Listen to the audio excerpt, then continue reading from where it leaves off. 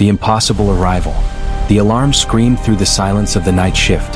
Commander Thale's 4 eyes snapped open as red light flooded his quarters aboard the orbital defense platform Sentinel Prime.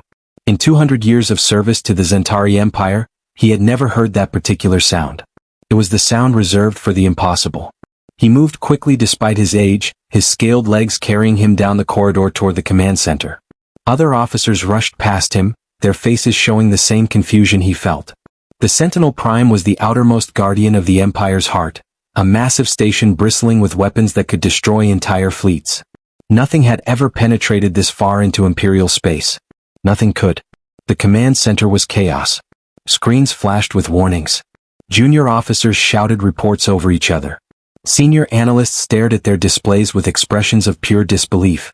Thale took his position at the central command throne and brought up the tactical display with a gesture of his clawed hand. What he saw made his blood run cold. There, hanging in the black void between the 3rd and 4th defensive spheres, was a ship. Not a probe. Not a drone. A full warship, sitting calmly in space that should have been completely empty. The defensive grid showed no breach. The sensor network showed no approach vector.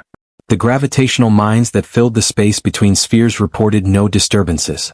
Yet there it was, impossible and undeniable. "Report," Thale commanded, his voice cutting through the noise like a blade. The room fell silent. A young analyst named Cora turned from her station, her neck frills trembling with fear. "Commander, the vessel appeared 17 minutes ago. No hyperspace signature. No warp tunnel collapse. No dimensional rift. It simply appeared." Thale felt his heart's beating faster. He had fought in the corridor wars. He had faced the mechanical swarm at the Battle of Frozen Stars. He had commanded defense platforms through 3 different Imperial succession crises. Nothing in all those years had prepared him for this. "Identification?" he asked. Cora's frills flattened against her skull, a sign of extreme distress among her people. "Commander, the vessel is human." The word hung in the air like a curse. Human. The primitives from the edge of the galaxy. The species that had discovered faster-than-light travel barely 60 standard years ago. The newcomers that the Empire had dismissed as irrelevant, destined to remain forever confined to their tiny corner of space. Thale pulled up the intelligence files on humanity with trembling fingers. The data was sparse. Humans came from a water world they called Earth. They were a young species, aggressive and emotional, with a disturbing tendency toward violence against their own kind. Their technology was crude. Their ships were slow and inefficient. Their colonies numbered less than 30 worlds, a laughable figure compared to the Empire's 42,000 systems. 6 months ago, the High Council had issued the containment decree. Humanity was growing too quickly, expanding too boldly. They asked too many questions and showed insufficient respect for their betters. The decree had established a blockade around human space. No human ships could leave their designated zone. No human colonies could be established beyond current boundaries. Humanity would be frozen in place until they learned humility and proper submission to imperial authority. The decree had been enforced by the Third Fleet, a small force considered more than adequate for the task. Humans had protested loudly but had no choice but to comply. Their entire military could not challenge even a single imperial battle group.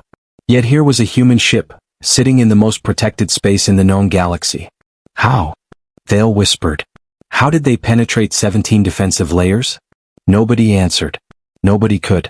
He studied the image of the human vessel on his display. It was small, perhaps 300 meters in length. The hull was angular and utilitarian, painted in shades of gray and dark blue. Unlike the flowing organic curves of Zentari warships, the human design looked blocky and crude. But it was here where it should not be, where it could not be. Weapon status? Thale asked. The human vessel's weapons are powered down, another officer reported. Shields are active but at minimal strength. They are not taking any aggressive posture. Communication attempts? They are broadcasting on all standard frequencies, Commander. The same message repeating. Thale gestured, and the message played through the command center speakers. A human voice spoke in accented but comprehensible galactic common.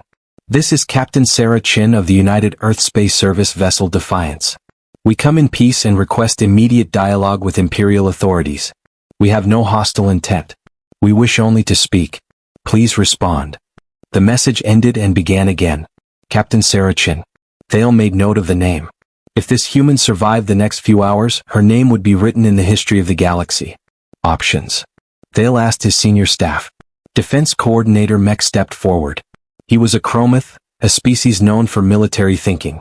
His exoskeleton gleamed under the command center lights. "We destroy it immediately," he said without hesitation. "This is an unprecedented violation of Imperial space. We must respond with overwhelming force." "The vessel poses no immediate threat," Tactical Officer Ven countered.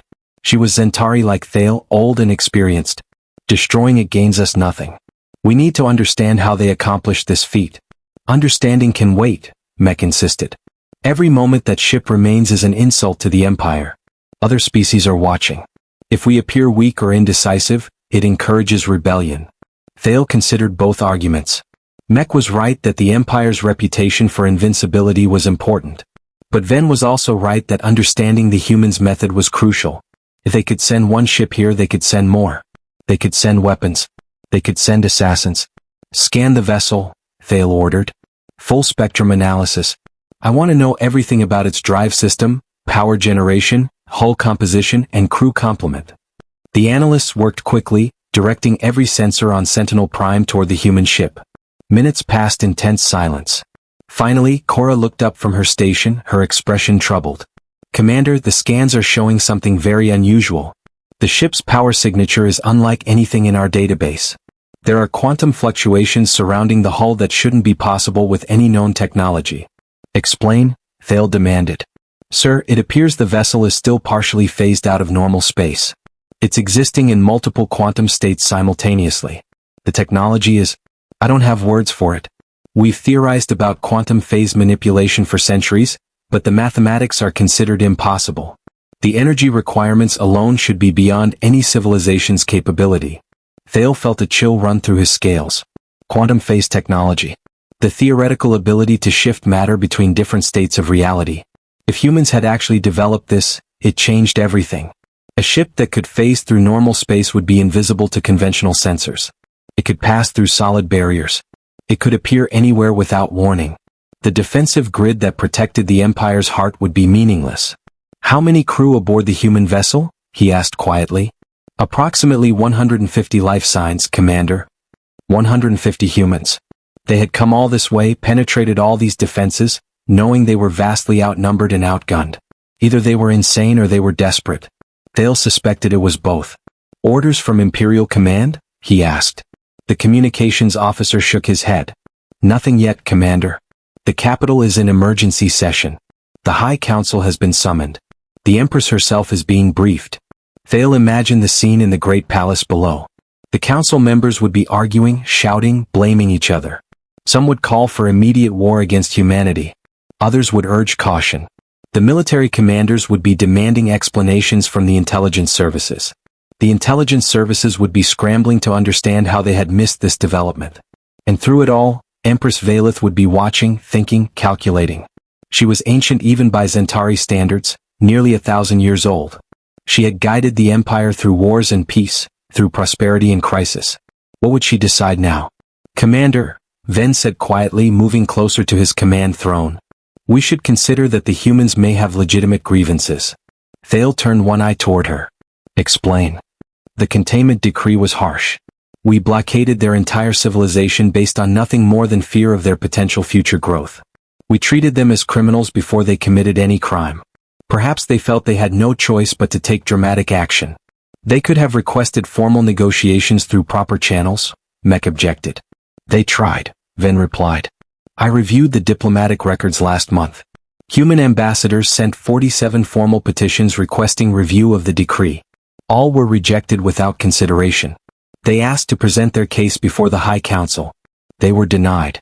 They offered compromises, suggested alternatives, begged for understanding. We ignored all of it." Thale had not known this. He pulled up the diplomatic files and saw that Ven was correct. The humans had exhausted every peaceful option before taking this step. "So they decided to make us listen," he said softly. "Can you blame them?" Ven asked. "If someone blockaded Zentari space, confined us to a handful of worlds, treated us like unruly children who needed to be controlled, would we not fight back?" Thale remembered his own people's history. The Zentari had not always ruled the Empire. 10,000 years ago, they had been one species among many, struggling to survive in a hostile galaxy. They had fought for their place, demanded respect, refused to be dominated. It was that fierce spirit that had eventually led them to build the greatest empire the galaxy had ever known. When had they forgotten that spirit? When had they become the oppressors rather than the liberators? The human ship is changing position, an analyst called out. It's moving towards Sentinel Prime. Every eye in the command center focused on the tactical display. The small gray vessel was indeed moving, slowly and deliberately, directly toward the defense platform. It made no threatening moves. Weapons remained unpowered. But it was approaching. Range? Thale asked. They will be within weapons range in 4 minutes, Commander.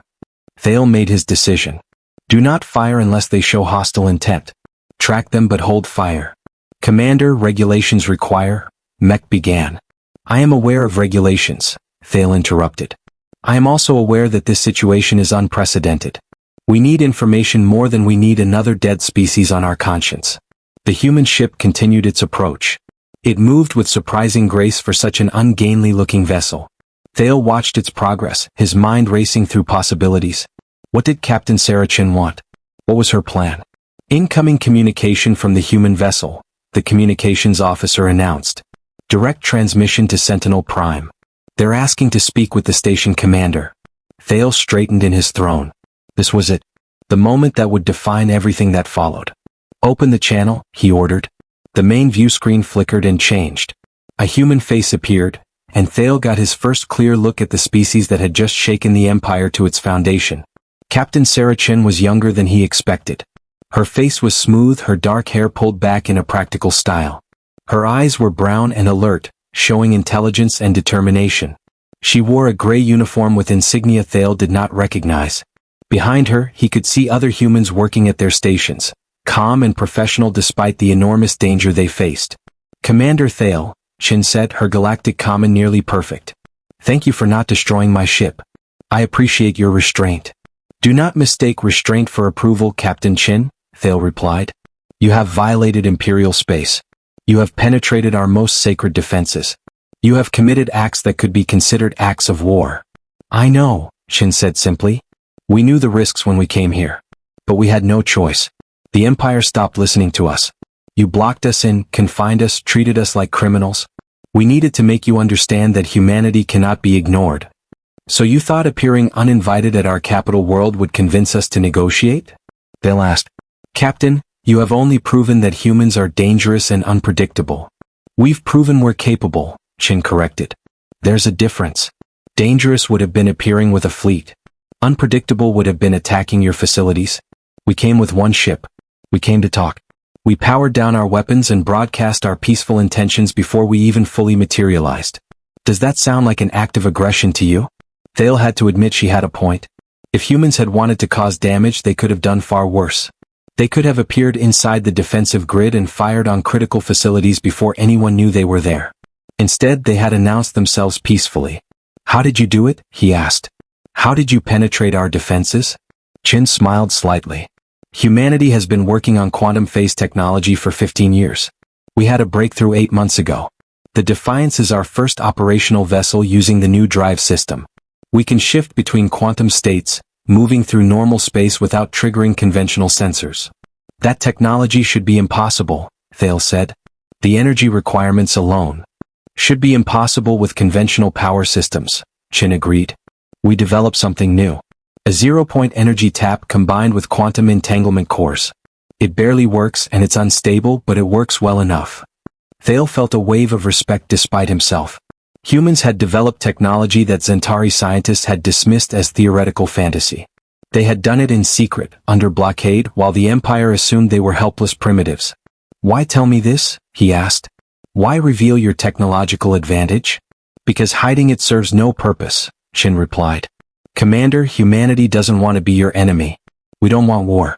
We just want to be left alone to grow and develop in peace. But if the Empire insists on treating us as prisoners, as problems to be contained, then we have no choice but to defend ourselves. This demonstration is meant to show you that we can defend ourselves, that underestimating us is a mistake, and that finding a peaceful solution is in everyone's best interest. Before Thale could respond, alarms blared again. New contacts were appearing on the tactical display. Ships were dropping out of hyperspace all around Sentinel Prime. Lots of ships. The Imperial response fleet had arrived. 300 warships, enough firepower to sterilize a planet, now surrounded the small human vessel. The Defiance was trapped, outnumbered, facing certain destruction if anyone gave the order to fire. Chen's face remained calm on the view screen. She had known this would happen. She had expected it.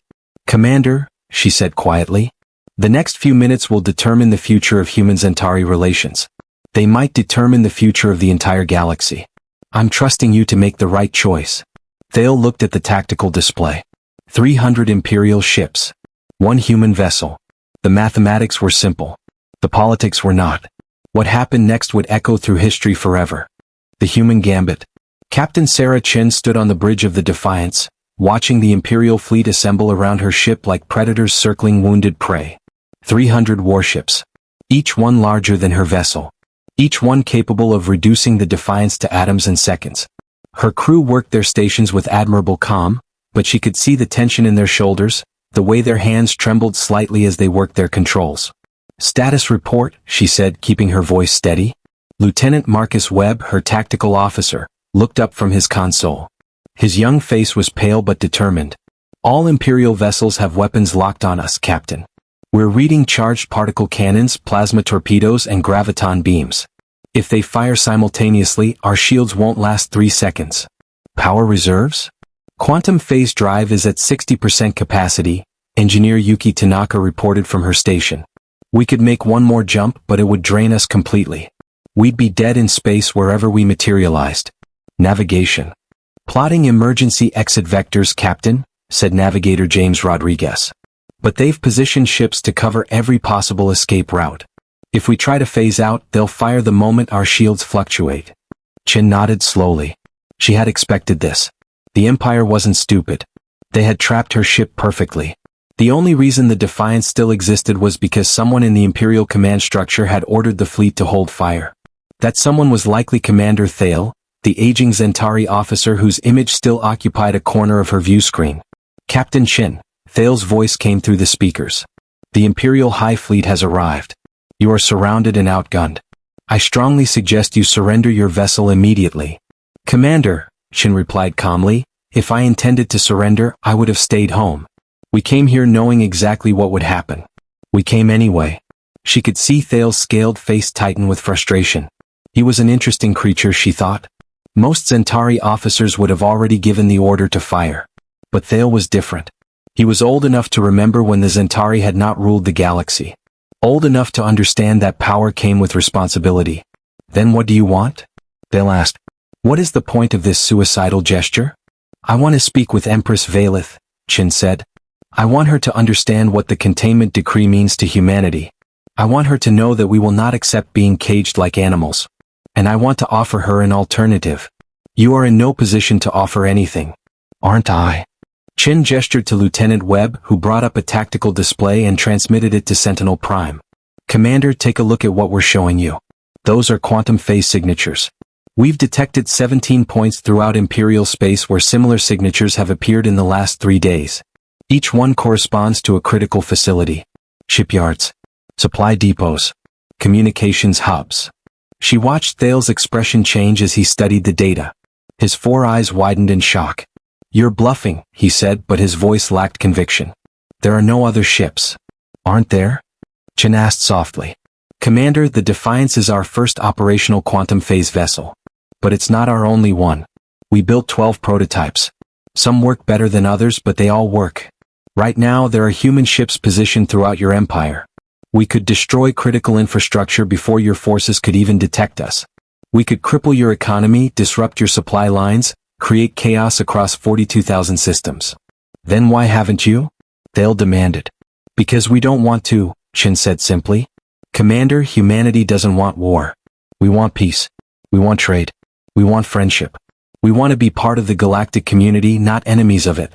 But if the Empire forces us to choose between submission and resistance, we will choose resistance every single time."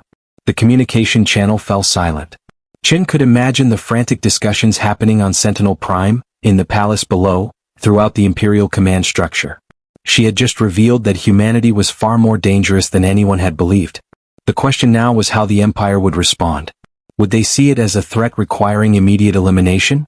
Or would they see it as an opportunity for a different kind of relationship? "Captain," Communications Officer Lisa Park said quietly, "we're receiving a transmission from the planetary surface. It's on the Empress's private frequency." Chin felt her heart rate increase. This was it. The moment everything had been building toward. "Put it through," she ordered. The view screen changed. Commander Thale's image was replaced by something far more impressive. Empress Valeth herself appeared on the screen, and Chin understood immediately why this being had ruled the galaxy's greatest empire for nearly a millennium. The Empress was tall even by Zentari standards, her scales shimmering with an iridescent quality that spoke of extreme age. Her 4 eyes were pale silver, ancient and knowing.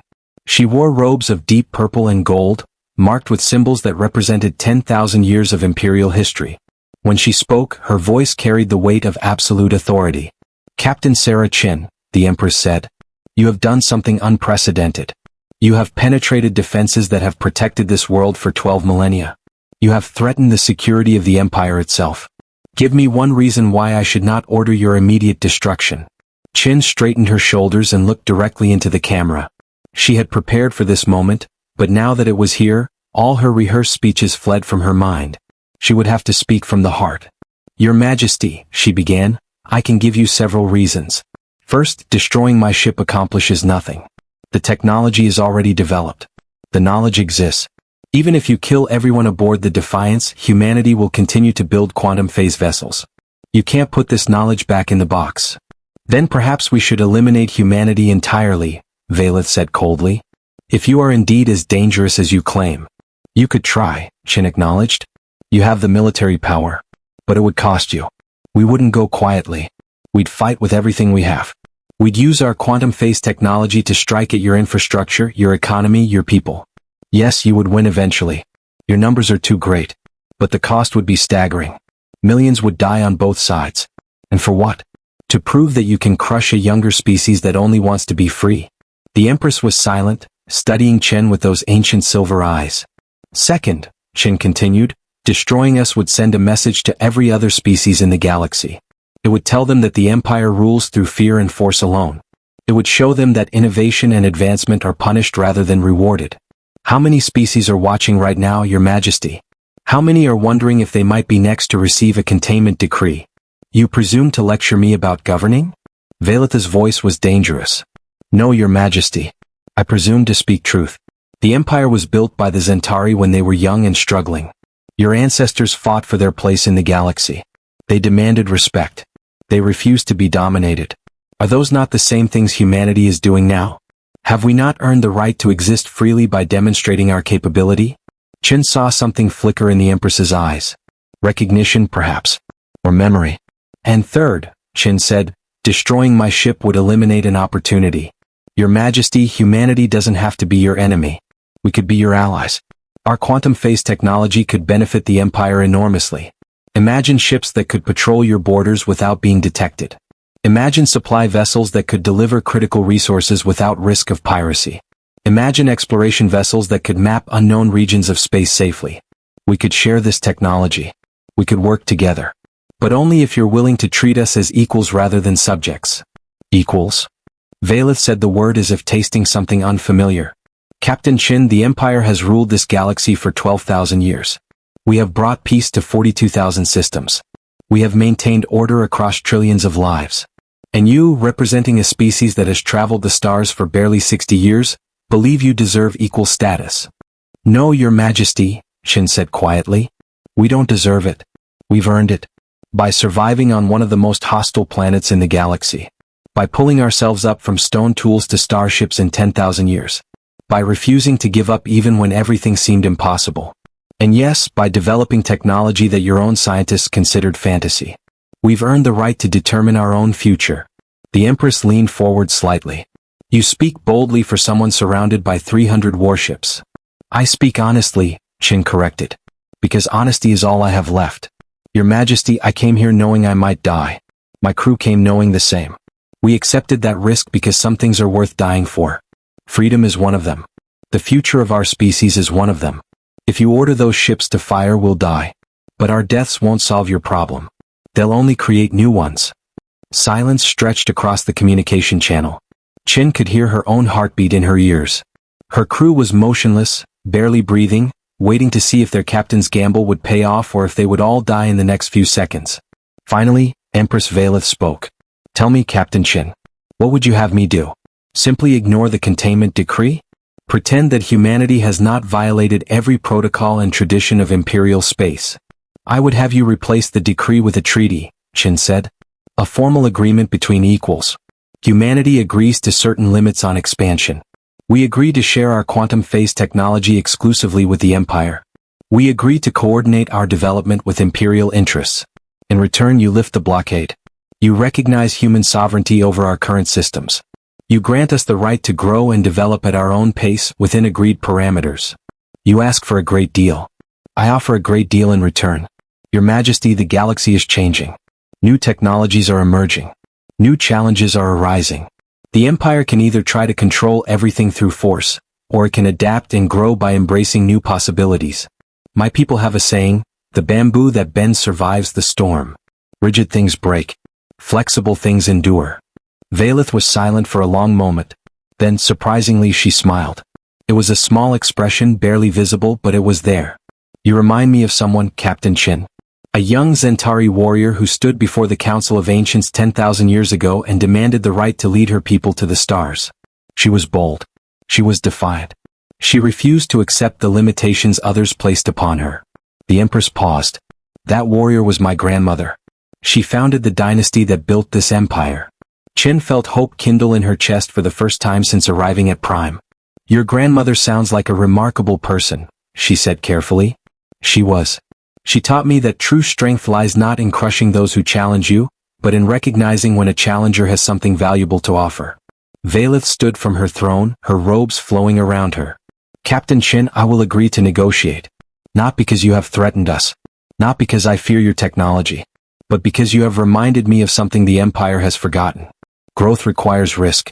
Progress requires change. And sometimes the greatest wisdom is knowing when to listen to the young and bold." Chin felt tears prick at her eyes but refused to let them fall. "Not yet. Not until this was truly over. Thank you, Your Majesty." "Do not thank me yet," Valeth warned. "Negotiations will be difficult. The High Council will resist. Many will call for your destruction regardless of my wishes. You will need to prove yourself again and again. But I will give you the opportunity to do so." "Commander Thale?" The Zentari officer's image appeared in a corner of the screen. "Yes, Your Majesty?" "Escort Captain Chen's vessel to diplomatic anchorage. Ensure no harm comes to it. Prepare quarters for the human delegation in the diplomatic sector. And summon the High Council. We have much to discuss." "At once, Your Majesty." Valeth turned her attention back to Chen. "Captain, you will beam down to the surface with a small team. You will present your case before the High Council. You will answer their questions and address their concerns. This will not be easy." "I understand, Your Majesty. We're ready." "I believe you are." The Empress's expression softened slightly. "Captain Chin, you have taken an enormous risk today. You have gambled the future of your species on a desperate act. I respect that courage even as I question the wisdom of it. Do not make me regret giving you this chance." "I won't, Your Majesty. I promise you that." The transmission ended. Chin stood on the bridge of the Defiance, surrounded by her crew, and finally allowed herself to breathe. Around her, the crew erupted in cheers and tears, hugging each other, laughing with relief and joy. Lieutenant Webb approached, his eyes shining. "Captain, we did it. We actually did it." "We did something," Chin corrected.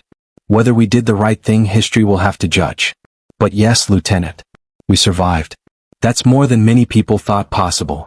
She looked at the view screen where the massive shape of Prime dominated the view. Somewhere down there, in the great palace of the Zentari Empire, decisions were being made that would shape the future of the galaxy. Humanity had forced its way to the table. Now came the hard part, proving they deserved a seat there. "Captain," Engineer Tanaka called out, "I'm getting readings from those other quantum signatures throughout Imperial space. They're all active and waiting for orders."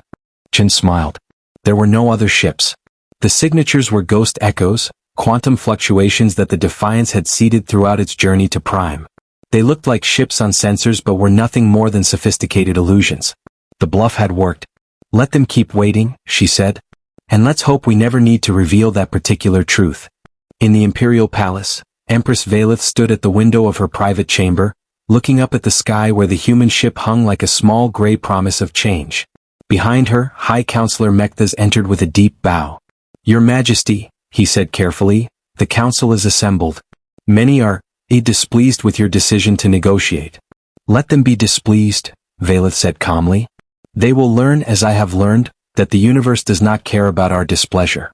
It changes regardless of our wishes. We can change with it or be swept away by it. The humans could be lying about their capabilities." "They could be," Valeth agreed. "But I do not believe they are. That Captain Sarah Chen, she spoke truth. I have lived long enough to recognize honesty when I hear it. She came here to save her people, not to threaten mine. There is a difference. And if negotiations fail?" Valeth turned from the window. "Then we will deal with that when it happens. But Mechthas, consider this. We have ruled through strength for 12,000 years. Perhaps it is time to rule through wisdom as well. The humans have shown us that strength alone is not enough. Adaptation matters. Innovation matters. Perhaps by embracing these humans rather than crushing them, we make the Empire stronger, not weaker." Mechthas bowed again. "As you say, Your Majesty. I will inform the council you are ready to begin." After he left, Valeth remained at the window. She thought about her grandmother, the fierce warrior who had united the Zentari and led them to the stars. What would she have done in this situation? Would she have destroyed the human ship? Or would she have done exactly what Valeth had just done? The Empress smiled. She liked to think her grandmother would have approved. On the Defiance, Captain Chin prepared for the most important meeting of her life. She changed into her formal uniform, checked her appearance one last time, and made her way to the transporter room. Her team was already assembled. Lieutenant Webb, Engineer Tanaka, and Diplomat Harold Fisher, Earth's most experienced negotiator. "Ready?" she asked them. "Ready as we'll ever be," Fisher replied. He was an older man, gray-haired and calm.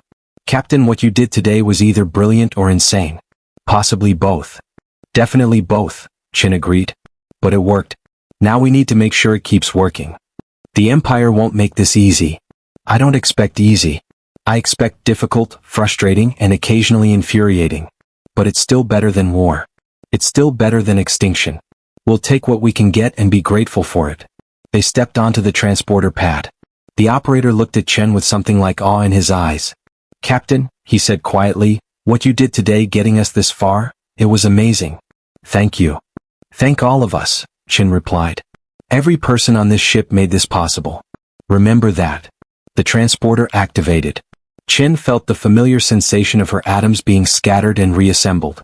When her vision cleared, she was standing in a grand chamber of polished stone and precious metals. Centauri guards surrounded them, weapons ready but not raised. A protocol officer approached and bowed slightly. "Captain Chen, welcome to Prime. The Empress and the High Council await you." Chen straightened her uniform and nodded. "Lead the way." As they walked through the magnificent halls of the Imperial Palace, Chen thought about Earth. She thought about the billions of humans waiting for news.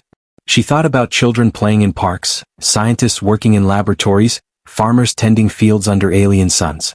All of them depending on what happened in the next few hours. She would not fail them. She could not fail them. Humanity had proven it could reach the impossible. Now it had to prove it could build something lasting from that achievement. The doors to the council chamber opened.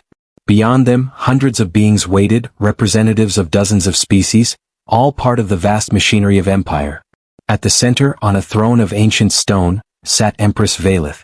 Captain Sarah Chen walked forward to meet her future. The galaxy would never be the same. Humanity had announced itself not with conquest or destruction, but with courage and determination. They had forced the Empire to see them, to acknowledge them, to treat them as something more than children to be controlled. Whether that would be enough remained to be seen. But it was a beginning. And sometimes, a beginning was all you needed. The story of humanity's place among the stars had truly begun.